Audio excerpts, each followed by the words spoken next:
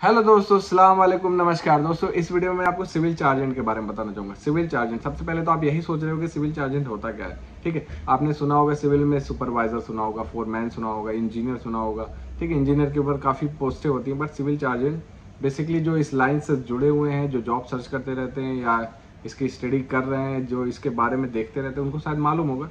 लेकिन जिसको नहीं मालूम होगा तो उसके बारे में बताना चाहूँगा कि सिविल चार्जेंट होता क्या है और इसकी जॉब कैसे मिल सकती है, इसकी सैलरी क्या होती है, बेसिकली साइट पे इसका वर्क क्या होता है, कौन कौन से डिपार्टमेंट में ये बटे होते हैं, मेन मेन इनकी जिम्मेदारी रिस्पॉन्सिबिलिटी क्या होती है। ठीक है, सुपरवाइजर की क्या होती है, इंजीनियर की क्या होती है, इन सब के बारे में मैंने वीडियो बनाई थी। आप लास्ट स्क्रीन में भी देख सकते हो, आई बटन में भी देख सकते हो। ठीक है, लेकिन सिविल चार्जेंट की मैंने कोई वीडियो नहीं बनाई थी। काफ़ी मैंने साइट पे देखा, सिविल चार्जेंट काफ़ी ज़्यादा होते हैं। ऐसा नहीं है कि एक दो होते हैं, इनकी क्वांटिटी ना इंजीनियर और सुपरवाइजर से ज़्यादा होती है, क्योंकि इनको एक छोटे छोटे डिपार्टमेंट में बांटे जाते हैं। और ये जो स्टेप होता है ना, ये स्टेप आपको इंजीनियरिंग तक लेके जाता है, सिविल इंजीनियर तक लेके जाता है। काफ़ी टाइम लगता है इसमें, लेकिन आपकी अच्छी कंपनी है और आपके पास एजुकेशन है तो आप वहाँ तक ज़रूर, स्टार्टिंग से यहाँ से शुरू करेंगे तो वहाँ तक पहुँचेंगे। लेकिन यहाँ से शुरू करना ही बहुत मुश्किल हो जाता है। आप इतने पैसे लगा के एक डिग्री होल्डर होते हो तो आप यहाँ से शुरू नहीं कर सकते हो। ठीक है, लेकिन आपके पास कोई डिग्री नहीं है तो आप यहाँ से शुरू करके आगे चल के डिग्री लेके आप वो चीज़ हासिल कर सकते हो। ठीक है, और इसमें एक अच्छी बात है कि किसी भी, जैसे किसी ने किसी चीज़ की स्टडी की है, इलेक्ट्रिकल, मैकेनिकल, बीएससी या कुछ भी किया हो, आपको इस लाइन की नॉलेज है तो आप सिविल चार्जेंट बन सकते हो। ठीक है, सबसे पहले बेसिकली मैं उसका काम बताना चाहूँगा। इसके पोस्ट के बारे में पहले बताता हूँ, इसकी पोस्ट कहाँ पे आती है।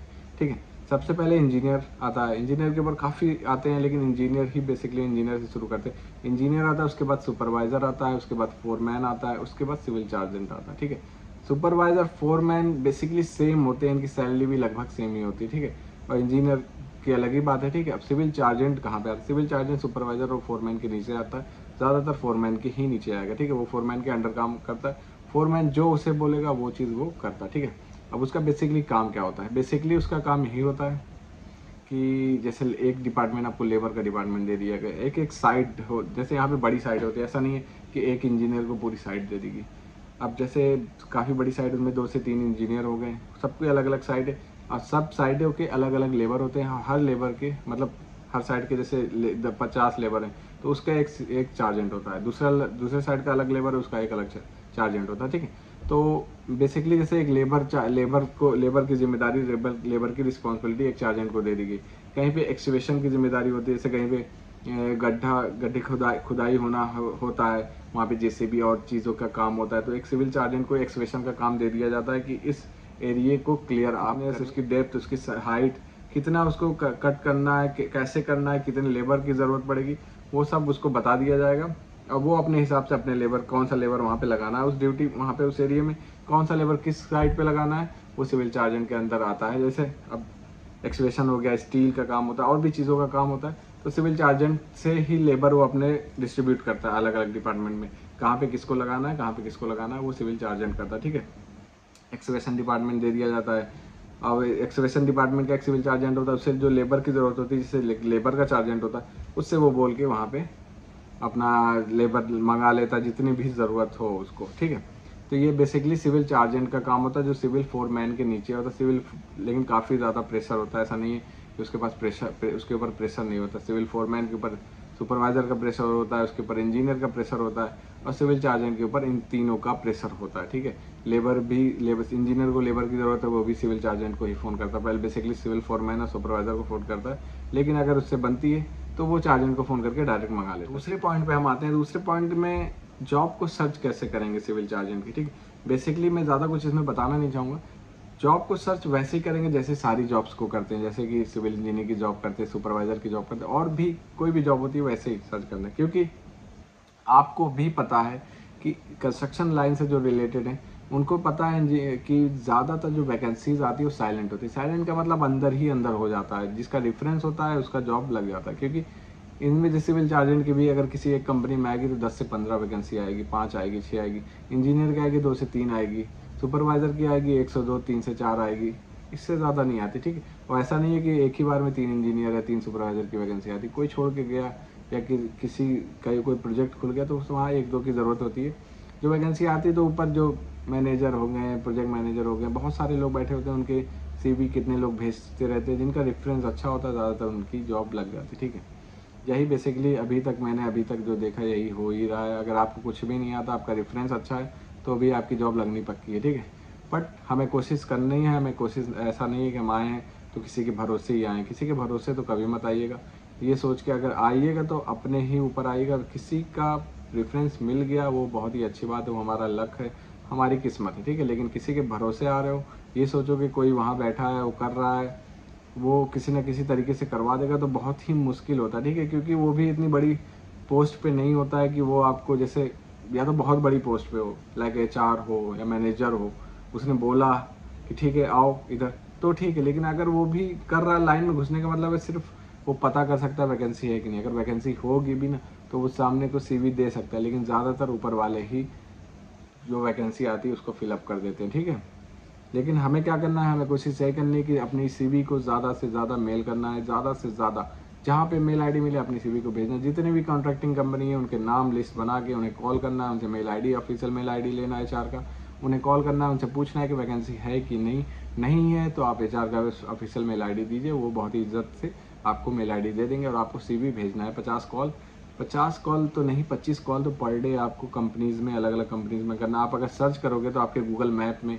सारी कंपनीज़ के नाम आ जाएंगे। कॉन्ट्रैक्टिंग कंपनी पहले सर्च करिए, फिर LLC कंपनी सर्च करिए अगर दुबई के अंदर है। ठीक है, ज़्यादातर व्यूवर्स वहीं के हैं, दुबई के से रिलेटेड व्यूवर्स हैं, तो पहले तो कॉन्ट्रैक्टिंग कंपनी में सर्च करिए। कॉन्ट्रैक्टिंग कंपनी में सैलरी कम होती है, लेकिन लगने के चांसेस बहुत ज़्यादा होते हैं। ठीक है, और ये जैसे कि LLC जो बड़ी कंपनियाँ होती हैं, इसको भी सर्च करिए।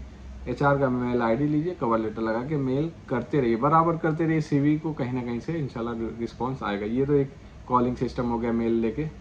इंडीड हो गया, डिविजल हो गया, नौकरी गल्फ हो गया। लोग कहेंगे इंडीड डिविजल से फेक जॉब्स भी आती है। ठीक है, फेक जॉब आती है, लेकिन अगर उसमें ऑफिशियल मेल ID आपको दिखता है तो आप CV को ज़रूर करिए। और आप जॉब ढूंढने आए, आपका मेन काम यही है, तो फेक हो अच्छी हो, आप उसको अप्लाई करते रहिए। ठीक है, कॉल आएगी, कोई भी 1 दिरहम मांगेगा, आपको 1 रुपया नहीं देना है। ठीक है, किसी भी जॉब के लिए 1 दिरहम भी या 1 रुपया भी उसको नहीं देना है। ठीक है, बेसिकली जॉब करने का तरीका, ढूंढने का तरीका यही होता है। ठीक है, अब तीसरे पॉइंट पे हम आते हैं। तीसरा पॉइंट होता है कि सैलरी क्या होगी। ठीक है, अब सैलरी क्या होगी, सैलरी में सीधी बात, अगर आप फ्रेशर लग रहे हो, आपका जुगाड़ लग रहा है, आप कैसे भी लग रहे हो, स्टार्टिंग सैलरी 1500 से 2500 के बीच में ही रहती है। 4 जन की सैलरी 1500 से 2500 के बीच में रहती है, लेकिन इसमें आपको कहीं कहीं खाना भी मिल जाता है, रहना आपको हर जगह मिलेगा, ट्रैवलिंग आपको 100% मिलेगी।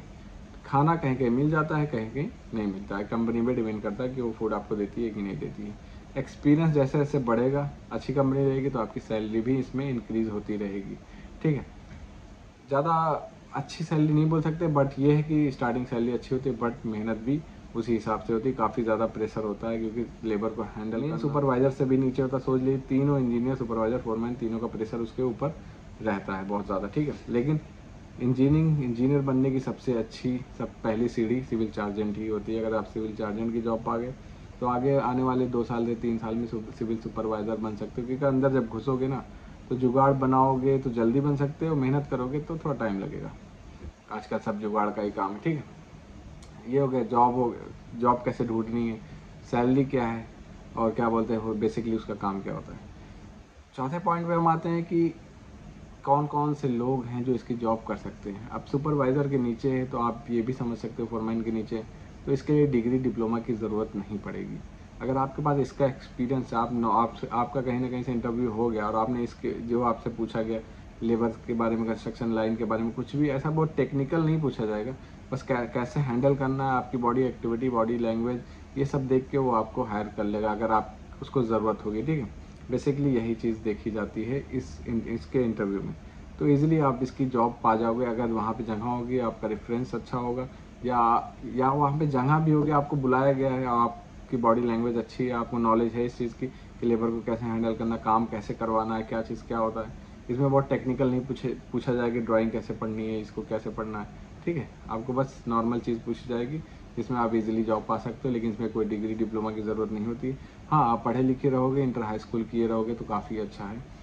FA मैट्रिक, ठीक है, पाकिस्तान में FA मैट्रिक बोला जाता है और अपने इंटर हाई स्कूल बोला जाता है। ठीक है, तो आप ये भी किया रहोगे तो अच्छा रहेगा, आपको आगे बढ़ने में काफ़ी ज़्यादा फायदा होगा।